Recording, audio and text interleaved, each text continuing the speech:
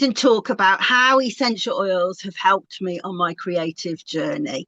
And many of you know how I use oils to inspire my writing. But it's very rare to speak to somebody else who's done it. And so I'm extremely excited to talk to Sharon Chapman, a colleague from NAHA, about her journey in aromatherapy, but also how she's come to write the most beautiful poetry book. Welcome, Sharon. It's great to see you.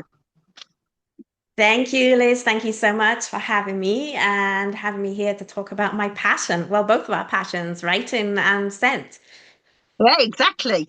So tell me a little bit, because I know that the story that came to the book is difficult.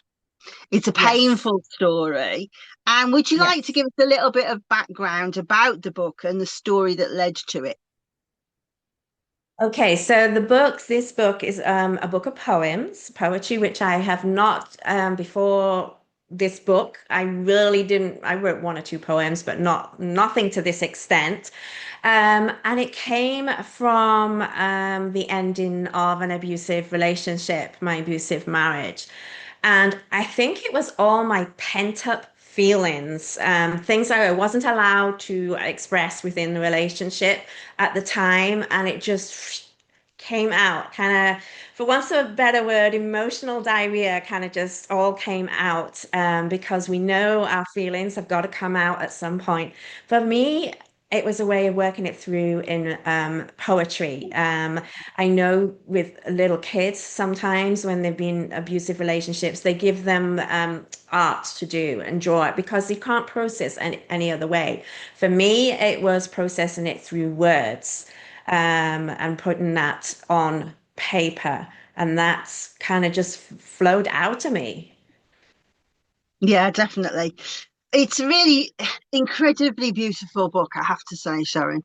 And I was really surprised at the nature of the poems. So, if it'd be all right with you, I'd love to read one of them for people to Yes. see. So, I'll show the cover, probably be back to front. Hopefully, if we're lucky, Dexter will turn that round for us. But this one, so the book is called Fire and Ice, and this one is called Once or Twice. So, you write. Once or twice I took my life, stood on the ledge, tiptoe on edge. Once or twice I rolled the dice. Do I dare? How would I fare? But it pulled me back. Up did stack. You're a tiny piece for a deadly release. I soldiers on till I grew strong and far away from such a fateful day. I tell this tale so others won't fail. Hold my hand, together we band against such games that drive you insane and twisted truth from the uncouth. No more ledge, no more edge. More than twice? No, my life is worth thrice. Goodness me, that's such a brave thing. I've got to ask you as well. The picture, where is the picture of the ledge? I wish that was a personal picture. It's actually just a stock photo, but I thought it Oh, represented the feeling. I wanted to use some of my personal photos, but the only ones that I really used in there was the sunflower photo and the picture of my George for that poem on Beautiful Boy. that looks like I imagine where you are. Arizona, right? Yes, it kind of is, but I think it looks more like a cliff because I was kind of visualizing a cliff edge, which I suppose could be in, the mountains, but I was thinking of the ocean as well. I'm not really sure if that is where it was taken. It didn't specify where it was taken, but yeah, that feeling of being on the edge. How much more could I take? Could I, just end it and jump off? But no, something pulled me back from that. I'm not saying I was standing on the edge of a cliff. It's a literal metaphor. But yeah, that's what it felt like. It's just, yeah, you just want to end it. You just take this away. but something pulled me back. I have more to offer in life. I've come a long way since that day, I have to say. Um, yeah, a couple of times, I'll be honest, a couple of times I thought about it. But yeah, one thing that really helped me through that time, and anybody that has a bond with an animal will understand this, was my dog. It was like, no, I can't leave him in this. You know, he Mm. was my savior in a way. Yeah, because I was not going to leave him behind. And I'm guessing that you also used essential oils to help you on the path when things were difficult with your husband. Yes, I actually came up with a workshop after this. I haven't taught it for a long time. It was called Emotional Healing Through Trauma, I think it was. And it was targeted at kind of people, mostly women, but we also know there's guys as well who've been through domestic violence. Um, and I came up with this workshop and I came up with this blend that helped me. I called it my warrior blend, but because we are warriors, we are survivors from this. We're not victims, we're survivors. That's the strong word. We use the positive word. So it was my warrior blend that I came up with. And what I told people, and this is how I did it, think of a plant. As aromatherapists, we've got relationships with oils and with plants. Think of something that you really resonate with, something that makes you feel calm and grounded or strong or, positive thinking. These are all values that you need. Um, so I came up with a blend of several oils that I put into a roll-on, and every time I was feeling a panic attack, feeling PTSD, or just totally overwhelmed, I use this blend. And for me, one of the oils in there was a rare one, a sunflower essential oil. Anybody that knows me knows that I love sunflowers. And it wasn't just about what the oil smelled like, which is kind of a green. We're talking about sunflowers that you grow in your garden, not ones that you go to the supermarket for, and they kind of feel a little bit sterile. I don't know. They're totally different to the ones you grow in your garden that smell garden and green and fresh. But it also the symbolism of the sunflower. I mean, it's a strong flower. It's resilient. It grows here in Arizona, where it's very difficult to grow anything. It cleans out the toxicity of soil. That to me, that was a good representation. It cleans out all the toxic and it absorbs it and it cleans it out. And to me, it was the focal point of the blend.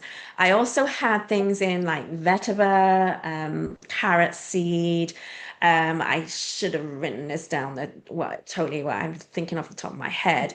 Nowadays, I would put lime in because lime is another oil that I resonate with, and it's happy and it's vibrant and it's a little bit different to lemon. It hasn't got that sharp edge to me. So yeah, putting all of these into a blend, and yeah, and carrying it with you and just, applying it when you need to take that breath and bring you back to reality. Because that's the problem with PTSD. You flashback, so you need to be grounded back into reality with that.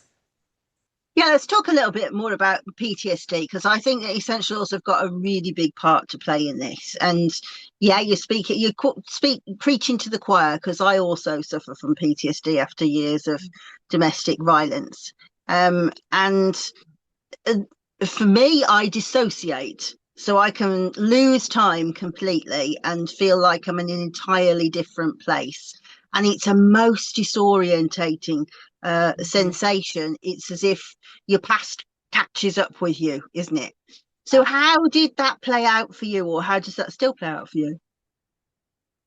For me, it's well, you probably identify with this, Liz. It's not like sometimes it just comes out of nowhere.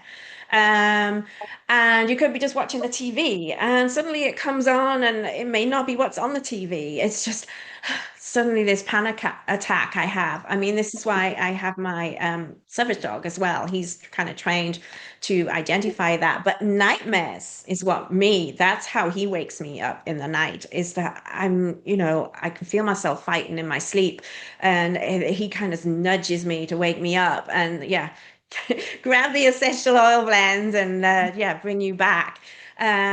Because it just intrudes on your dreams. I guess it's your subconsciousness as well. But it can also be when I'm out and about. For example, I was in Home Depot, which is the equivalent of B&Q in the UK, same kind of store. Um, and I was just checking out on the self-checkout, and I more or less, well, I had finished, but I needed to put my, my purse away and pick everything up. And this guy behind me was kind of being pushy, and he was like, "Are you finished?" And I was like, started to kind of, he was getting invading my space. And I was like, I need to put my stuff away. He's like, oh, well, I need to put this stuff down. And the sales assistant actually stepped in and said, yeah, she's still got to put her stuff away. But he still dumped all his stuff down. And it was starting to bring a panic attack in me because it's that closeness, invading your space and being pushy. It can happen anywhere. And I don't know if people that haven't been through it totally understand that, whether we need a little bit of more education around that. But yeah, that's how it can materialize. When you're out and about, when I'm sleeping, just sitting in the house, things like that. People don't always know what's happening with you because they don't see it. It's not something physical. They just think, oh, she's acting a bit weird, more than Yeah, usual. it's not linear, is it? It comes out of nowhere. You can be doing something Yes. completely normal, and then Yeah. people will be unaware that you've been triggered, and then suddenly you've flipped. So I think what Yeah. would be interesting for the viewer, in case they are watching because they're going through domestic violence and perhaps they don't have a background in aromatherapy, would you like to give an explanation of why you feel the essential oils are helpful for those kind of situations? Okay, so essential oils, we all know, or maybe we don't know if we're not an aromatherapist, but the quickest way for the scent to reach the brain is through inhalation. So this is really key for something like this condition. You're going to use like an inhaler, or you can use a roll-on and smell through your oils through that. The key is also using the right essential oils, which may be different to each person.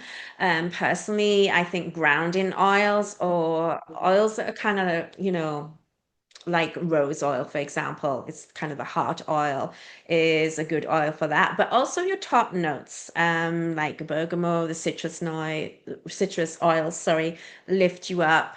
Um, all of these, getting a blend that works for you, I think, is the key, because everybody's going to be different. So, um, working with an aromatherapist, if you're not an aromatherapist, it's probably a good idea to come up with something like that. Um, and just, yeah, putting something together that works for you so that you can use, and it's discreet as well. If you're using an inhaler or roll on, it's pretty discreet. It's not like we're lathering oil over ourselves in the middle of a supermarket or whatever. It's something little that you can pull out, and just have a quick inhale or two of it and give it a couple of minutes, and you start to feel a little bit calmer with that. And yeah, it's a little bit like a security blanket to carry with you as well. Like little kids carry their security blankets around, and my dog pulls around his favorite toy.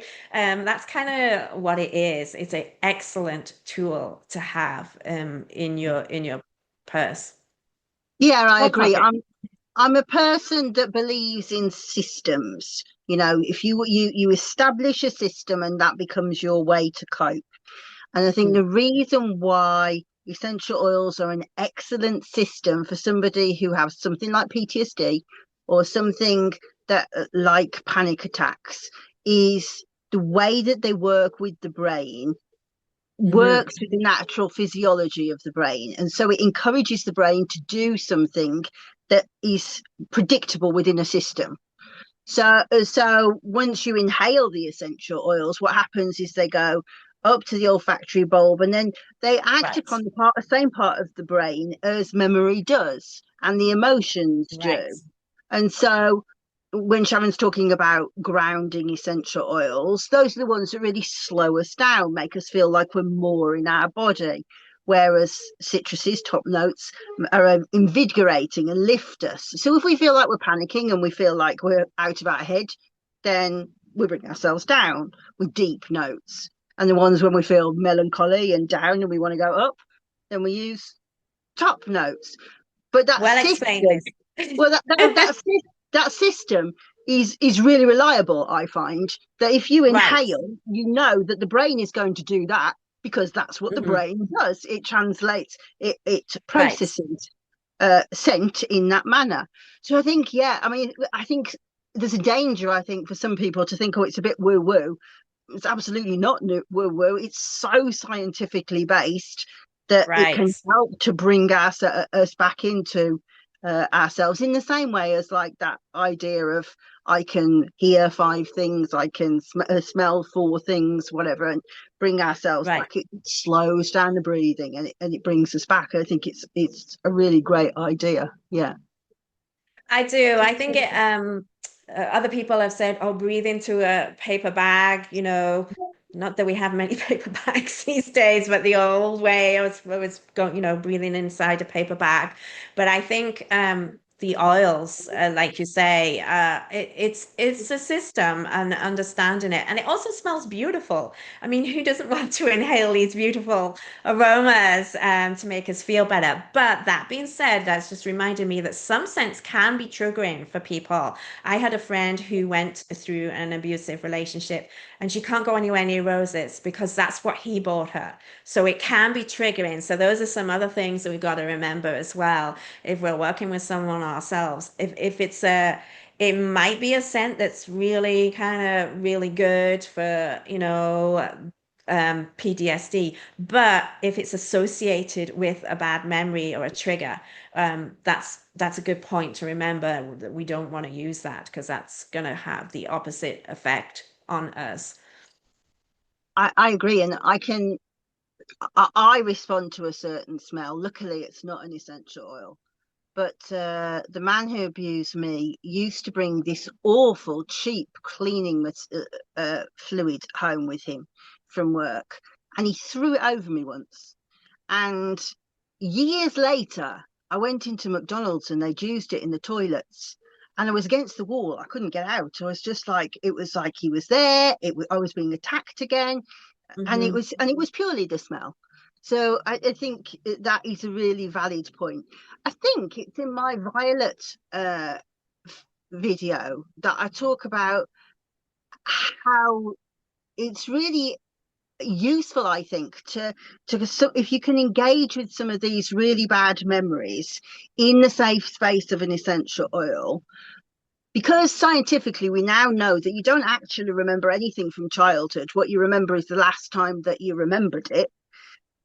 The last time that you remembered it, you were in a safe space with something lovely like violet oil, and so I find that quite a useful thing. And when I've been writing about painful things from the past, that's how I've engaged with the oils of processing the memory safely first and then putting them down on paper. So I'm interested to know what sort of process you went through when you were working on your book. That's interesting because I really didn't have a process. It just like I was like just these downloads coming. I was driving down the road, going grocery shopping, and then it was like, oh, this all these words were coming, and I had to pull over and start scribbling on the back of my junk mail or whatever I just picked up. Or I'd be in the supermarket shopping, or I was going to take my dog for a walk, and then he got really annoyed with me because then I would sit down and just start scribbling away. It was just like these downloads coming, just over a matter of months, and then it kind of slowed down a little bit. There was one or two came, a little bit later on, but it was just like this constant download all the time. And whether I subconsciously was releasing that with scent, because working with scent all the time, I guess we don't always think about what we're working with. It could be something along those lines that triggered it. I do know I associate lime with a really positive feeling now that I didn't. It was not very associated with it before. And different oils that have come to me that I didn't really work with before. I think subconsciously, I'm sitting in my perfumery now, and I've got scent all around me, so it's going up my nose. I'm probably not aware what I'm inhaling exactly, but yeah. So yeah, it wasn't really like I sat down with an oil and I'm going to write about it. I'm sorry if that's what you wanted to hear, but Oh, not was at all, not at all. the I way it don't. works for me. You probably could see that I was looking everywhere then, and I was looking for my tongue of the trees cards because when you were talking about lime, I can remember writing about lime, and I could remember the imagery in my head, but I can't remember exactly what the words are of the poem. But it's something akin to that I'm sitting and I'm unpacking and unraveling and untangling things. And it just seemed, and I thought that sounds like exactly what was happening to you. That your mind, as you were listening, like breathing the lime, your mind just going, "Let's get rid of this bit. Let's get rid of this bit. Let's purge this bit." And it was almost exactly the imagery that I had when I was working with lime to do that, to do the tongue of the tree. So I thought it was really That interesting. That is so interesting because, I wrote these poems and then I sat on them for a couple of years. I didn't publish them. I kept thinking, I'm going to have to put them together in a book. And I went through a whole journey with Lyme last year when I went through my house move and everything. And then at the start of this year, it was like, okay, this needs to get out. So maybe the Lyme was, saying, okay, we need to put this behind us now. We actually have to get it out in the world, get it out for other people. It's, before you can move on to the next part of your journey, this has got to be processed. And so, yeah, that totally fits with what you're saying. Yeah, I think when you have these kinds of downloads, you obviously think in your own vocabulary, don't you? And I am, first of all, I am a sewer, an embroiderer, but also I'm a very untidy sewer. So I often have things to unpick and like and untangle. And as soon as you said lime, I was like, yeah, the ball of wool that needs unpicking. And it was just like, oh, that really sounds like what she's writing about. So I do think, and I think it's really interesting when you're thinking about like these spiritual journeys that you have on like with oils, and by that I mean like your spirit actually processing the shit, so to speak, purging itself rather than like a religious experience. And they're quite hard to like explain what's happened, aren't they? They're right. quite sort of nebulous, but it's really interesting when you like bump up against somebody else's experience. You're like, I know what you're talking about there. Yeah. Right, right. That's true. Yeah, I mean, this opened me up to so many people that have said, "Oh, I identified with your book because something similar happened to me, or this happened to me, or this poem I really identified with because, yeah, it made me think about what happened to me." So I do put a disclaimer at the front of the book that it could be triggering. That I did the journey. I maybe didn't write it in the order that they're in, but I kind of wanted to do like the lead up, the middle, and the end, leave people with a positive note on the end. Then at the end of it, I also came up with the positive affirmations affirmations, sorry, that were through there to try and keep people uplifted throughout. And what might be a good idea, and I didn't suggest this before, but it's kind of come up with us talking about it, Liz, is maybe inhale an essential oil that has a positive experience for you while you're reading it. So that you're, not pulling yourself back down to that level. So yeah, before you read a certain poem or a certain section, yeah, pick an essential oil that's going to, if you want to feel uplifted, it's going to be a citrus oil, or if you need to ground yourself, yeah, get some of those base oils, or put the blend together, like I talked about the warrior blend. Um, but my idea with the warrior blend, I know I'm going all over the place here, but my idea with the warrior blend was, um, you know, uh, I forgot what I was going to say there. Yeah, it was to have something, a combination of all those essential oils together. Some that this is what going to be my warrior staff. Kind of like in the old movies. I kind of think of Gandalf with his big staff. That's kind of your warrior staff, and you're gonna go forward with that.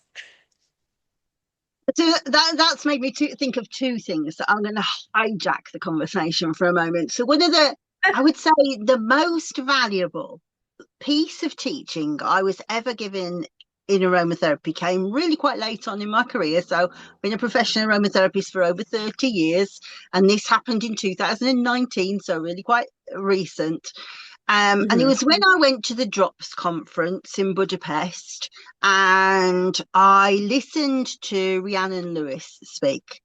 And I'll share that I was really quite intimidated by the whole thing of going to listen to her speak because she's very clinical. And I thought, oh gosh, I'm really worried that I won't be able to keep up and I won't get it. And then I'll look stupid. And actually, her talk was so simple and beautiful. But it completely transformed the way I thought about oils. I've just caught a view of the state of my mascara, by the way, people.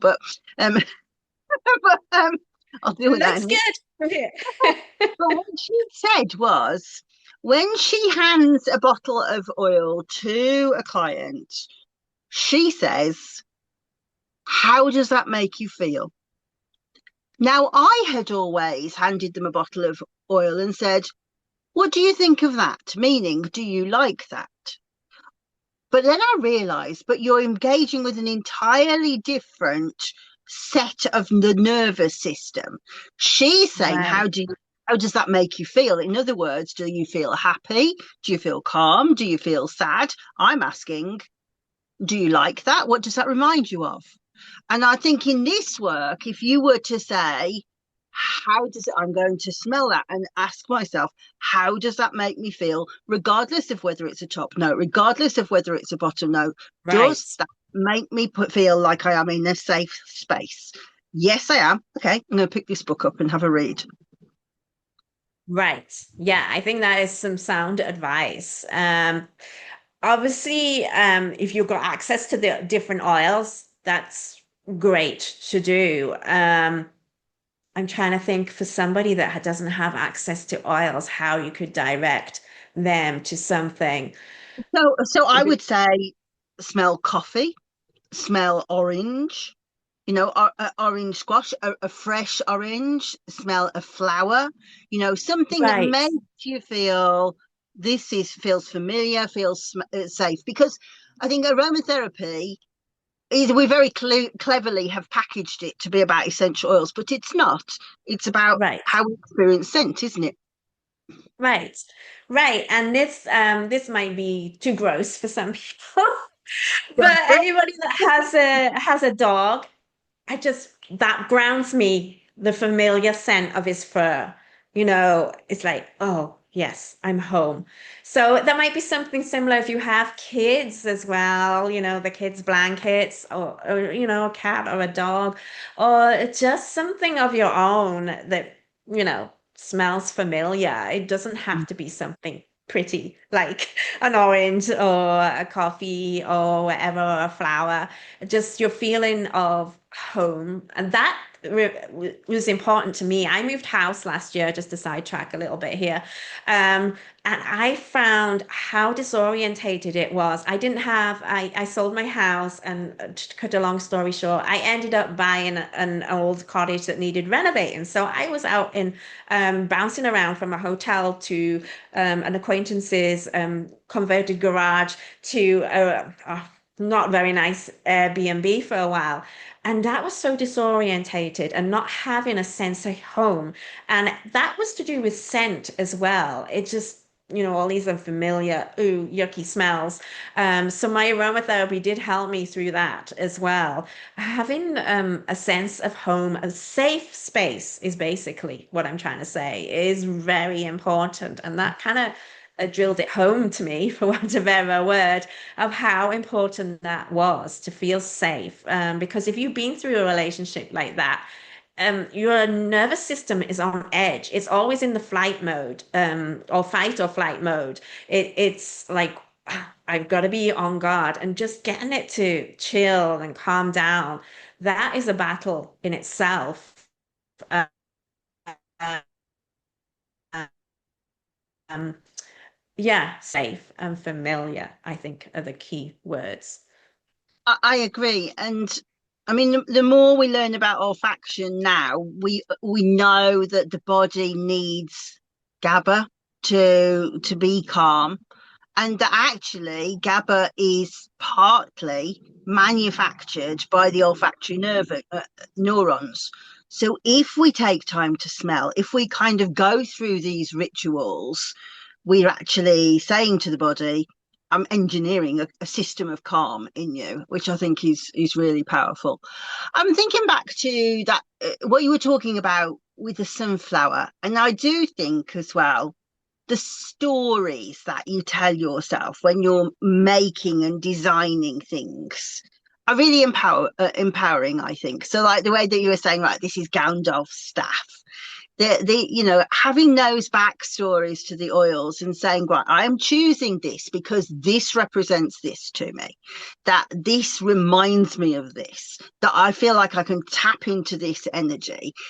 And it really is like stirring the cauldron, isn't it? I've been able to say I'm Right. creating this perfect spell of magical place in the future that I'm going to go into in my brain, and it works. I think it's really it's clever. Yeah. I think that's it. That's really resonates with where I'm kind of heading next with this, because we learn about aromatherapy as aromatherapist, we know the scientific background, the clinical applications, but also when I was creating the Warrior brand, it's exactly what you're saying. I put carrot seed in, and even though it was carrot seed, I was thinking of the carrot root because how grounding the root is, the big old the root that goes down and energy into the earth, that what that represents. Well, now I'm into partaking, creating botanical perfumes, and they all represent something at the end and making up my formulation. And people say, well, botanical perfumes, they're not really healing, they're just pretty smells. But you use the right extracts and put things in there, you can create your own story within that scent there. And yeah, if it works for you, like you say, put it all in the cauldron, mix it all up, and yeah, we got a spell at the end of the day. Yeah, mythopoesis. I always think that it's like we use it a lot in bee medicine, mythopoesis, but it's not meant to use that much. I know that you are thinking of doing something similar like that with characters. Can you? Do you want to spill some beans, or is it a big secret? No, I'm starting to spill some beans about it. So it's what I call literally literary scent project. It's combining writing with aromatherapy, with botanical perfumery. Um, so my first line of botanical perfumes were all dedicated to fabulous ladies, late Hollywood actresses. And someone dropped the seed to me, well, why don't you create your own characters? And I thought, it's an interesting idea. So this cast of characters came to me on my long drive back from Florida last year. And now they're real people because they live in my head. As a writer, you know how that goes. And I'm actually getting, I've hired an artist to create. I've written all a profile on them, and I'm creating them in Scent, but I've hired an artist to create the actual drawings of them so people can see who these people are. Well, I decided to take it one step further. They weren't just going to be characters. That now they lived in a town, a backstory, and it is actually based on where I live now because it's an old historic town.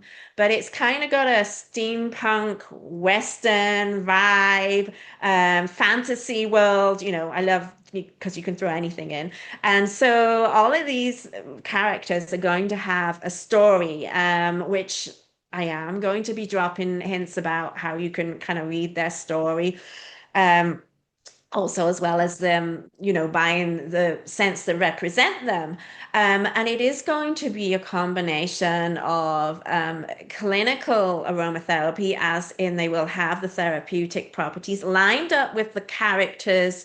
Um, what do you call it? Characters, characteristics, if that makes any sense.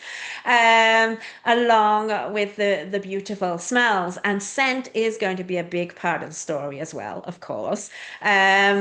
Different things going into that. And eventually, for people that are really interested, I will be putting together a program on how you can do this. And it's kind of adding to an aromatherapist toolbox as well. You may not want to go into the full writing your own characters and things, but it might get you started thinking, well, maybe I can combine clinical application with botanical fragrances, which is a little bit more complex. It's not just a simple aromatherapy blend that we may have done with top, middle, and base. It's all weaving the story through that, or the characteristics through that. For anybody that's kind of got an artistic streak, or you may bring out your artistic streak if you don't think you have one, you might learn that you have one. It's something different and something else to kind of, you know, pull people into the aromatherapy world and understand how healing this can be, as well as have a fun little story on the side as well. So yeah, it's a pretty complex project, but I'm excited to see where it goes with that as well. I would like to say that I really kind of buy into the idea that you've got, because I often construct quite big mythic characters in my mind and have got blends to go. I want you to speak to me tonight. I want Right. to know. I want to, because I, on one hand, I believe in the healing click of essential oils. Everybody's got like 20 oils that you've got. I've got like 450 oils or whatever, but I probably only use 20 of them. You know, they're my Yes. ones that go into every single blend, right? But then also you've got these kind of like friends that you always ring, that you know, right?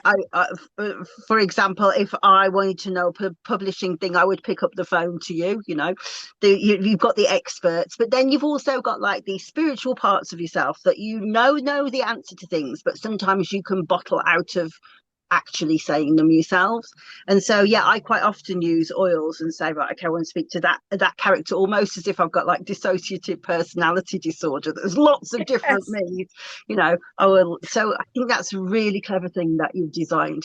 And I think if somebody was, I think also in this world where you need to have like an edge over everybody else in terms of competing against AI, Hmm. being able to Yeah. communicate on the internet is going to be more and more important, and having your own voice and being able to articulate differently to everybody else is going to become really important.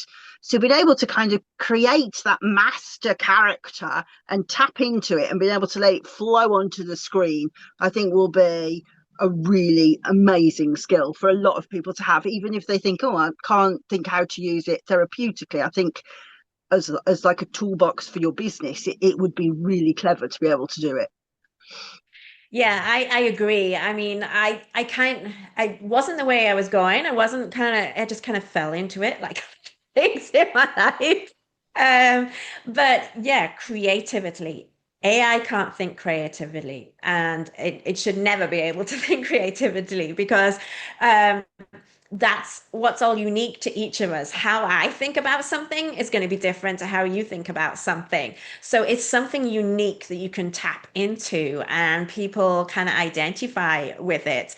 And people that don't want to go the full length and create it themselves, they can see the tools that you've created and be able to use them in their work as well. And I always break down. I have a podcast on my Stories of Scent Substack, and I share secrets on there of how what goes into my perfumes and why I put those in. I mean, a lot of perfumers, natural perfumers, won't tell you why it's gone in there, what they use. I mean, I don't give you away the exact formulation, obviously, but I put sweet orange in here because of blah, blah, blah. And so then you can start to think, oh, yeah, okay, I see that. And I think it's valuable that we share that we don't keep all of that inside because one day I'm not going to be here. And, people can use those tools and expand on it and go with it. Because, I mean, that's how we learn by sharing things with each other. And yeah, coming up with all these different things. So yeah, these people, yeah, like you say, dissociative um, disorder. I don't know. I've always had a creative imagination since a child, and so I guess it's now coming in my late 50s. Hey, all these characters are allowed to come out now. It's legal to do this. Love it. I love it. So let's just tell people where you are on your journey. So first of all, your book is out, so they can get it on Amazon. You also have Yes. another book on Amazon. Tell them what the other book is. Okay, so also if you want an autographed copy of that book, I am selling it from my own website. That being said, I am just on the brink of launching a new website, so it's not actually on the old website yet, but people can contact me. And the last time I sold out of the autographed copies before I even got it on the website. So yeah, people can contact me if they want that. Unfortunately, shipping outside the US is a bit of a too expensive to do so. So you can get it on Amazon around the world. And my book that I published previously is called Authentic Aromatherapy, and that's basically a handbook of introduction to aromatherapy. That's what people said. It's a bit like a mini course. If you know nothing about aromatherapy, it gives you the basics. Gosh, it was published, let's see, originally in 2014, and then they did a second edition in 2016. So it's 10 years old. So yeah, there may be the odd thing that's a little bit, not so much what we think today, but it's still a great little handbook. It's sold thousands of copies around the world, which is great to see. Great introduction for people. It's got 40 essential oils that I chose at the time that I thought were great for introduction to people. And it's not a recipe book. Some people think, oh, well, I can go in and just recipes. It shows you how to do that. It gives you the tools on how to create that.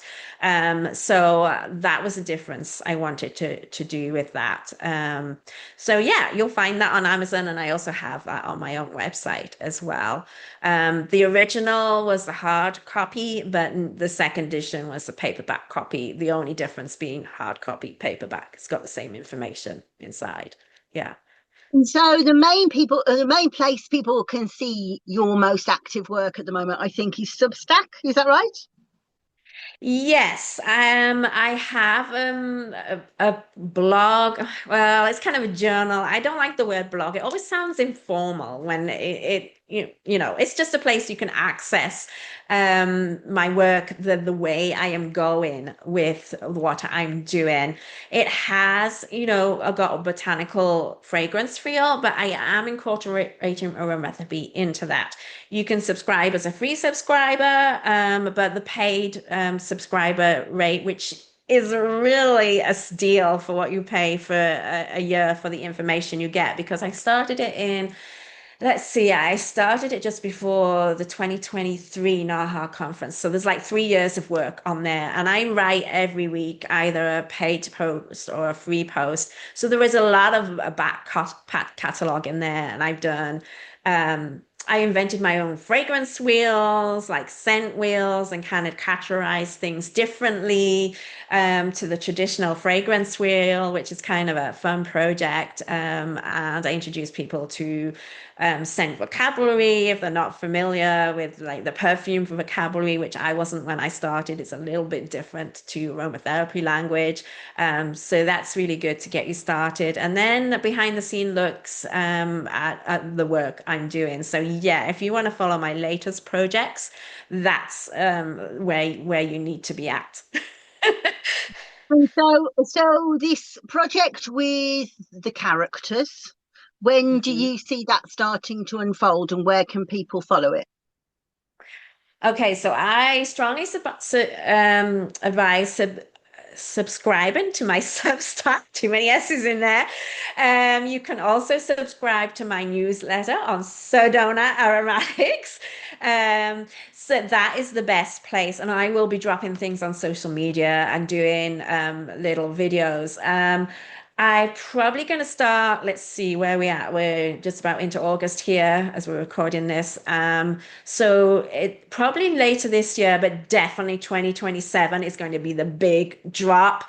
I have I'm working through on about half the mods, which like the trial formulations for 3 of the characters so far. My artist has nearly finished the first character drawing, and I think I probably will start dropping those. Well, this is, I'm not going to say her name at the moment, but give you some behind the scenes look, and then kind of dropping, building up. There's going to be a whole package at the end that you could buy the whole thing. I'm thinking of doing like a membership with that as well, so people can, really get immersed into this world of scent and the story behind it and what is coming next. Where is this story going to go? Which character is going to come out next? And, it's still emerging. But I certainly want to start dropping things later this year because I've been talking about it for such a long time this year. But 2027 is my big year for getting at least the first 5 characters, and I want to get the first 5 out next year. And just so people know, my first line was mainly geared towards a female market, even though guys did buy a couple of them because they kind of had a male fragrance. They were kind of, I don't know what the correct word is nowadays, but unisex. You know what I'm talking about. Could be male or female. But in this one, I have started from, I've got an older female, an older guy, younger female, and then we've got somebody in the middle that could be either way. So I think I've covered all my bases, hopefully. So, on a personal note, I want to tell people that I believe that you are at the root of my original success.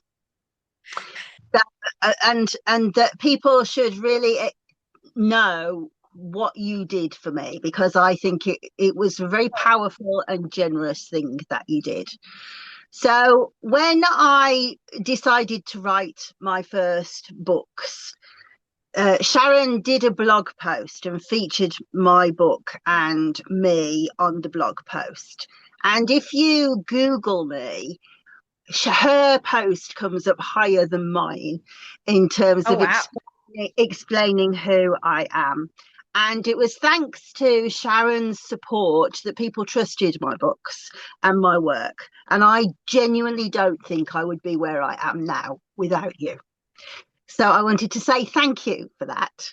And I Oh, also thank you. want to people to really take that on board as my endorsement for you for vice president when in the NAHA elections, because I believe that you champion aromatherapy and aromatherapists so amazingly, and the community should be so grateful to you. So thank you for everything that you do. Well, thank you, Liz. That's really sweet of you. I mean, I do remember writing that blog post. Gosh, it seems so long ago now, when I was just starting out. And yeah, I remember Somebody getting you on. attacked me. Do you remember that? Somebody attacked me and started writing nasty uh, comments on my Amazon posts, and you really went for them like a fighter dog. Do you remember that? I think I do vaguely remember that. Yeah. I mean, yeah, people are weird. I've had people attack me throughout the course of my career. They say you've made it. When people start attacking you, you've made it because they projecting their own insecurities onto you. Um, but yeah, and I do remember you writing for the Naha Journal as well. You were one of our writers for a long time as well. Um, yeah, I mean, I've connected with so many people through Naha. It's really kind of helped me, and yeah, I just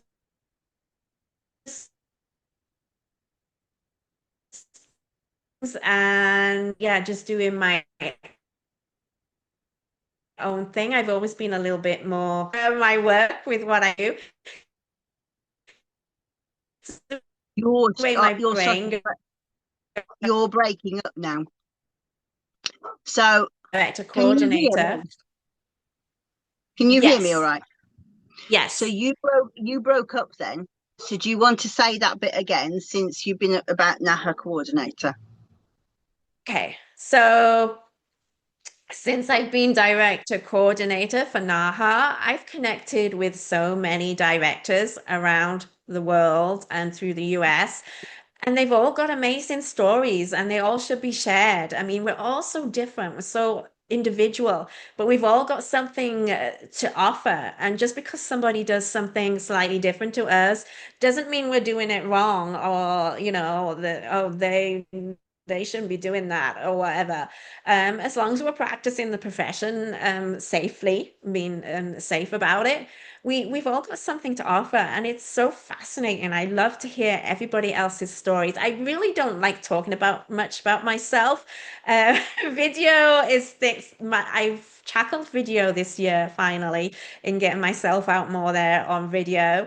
And I rather champion other people, like getting people out there and think, oh, I think I remember talking to you, Liz, when you did the presentation at NAHA conference in Utah. I don't know, was that 2016 you did that? Or was Well, it I remember 2016? what I remember about that was you crept up behind me and you said hello, and I went hello. You didn't know who it was.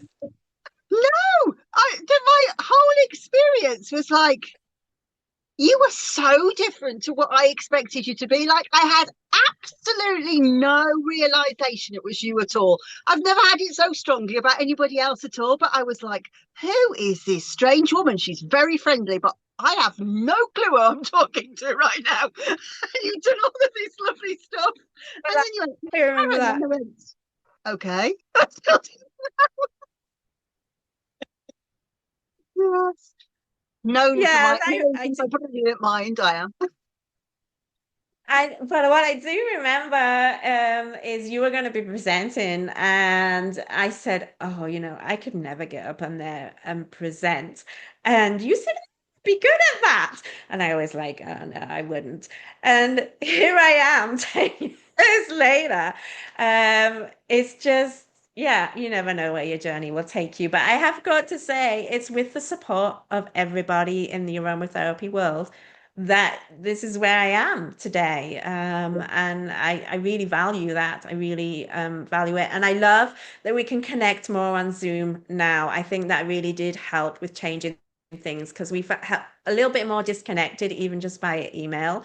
And I think being able to speak face to face is a Well, big, yeah. big I mean, thing. that's really hard to comprehend that that could have ever happened at Naha, but it at the No, conference. But it shows what is it? 10 years ago, the yeah, difference in 10 years. I would have known what you look like now.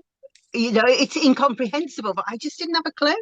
So funny. no, no, Yeah. no, that Is was. there anything else that you would like to say before we go? No, I just like to thank you for having me and listen to me talk about my passion.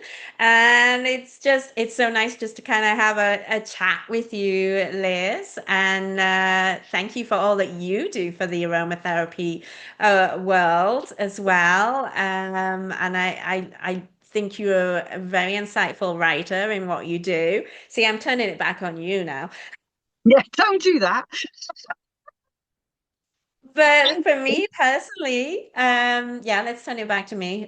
Thing I hate doing, but let's turn it back to me. Yeah, I just thank everybody for their support. I hope people will be excited about my new project, as I am. And yeah, picking up the book, Fire Over Ice, if you've been through a relationship like that, yeah, I strongly urge you to read it, but do pick up an essential oil, and take your time with it.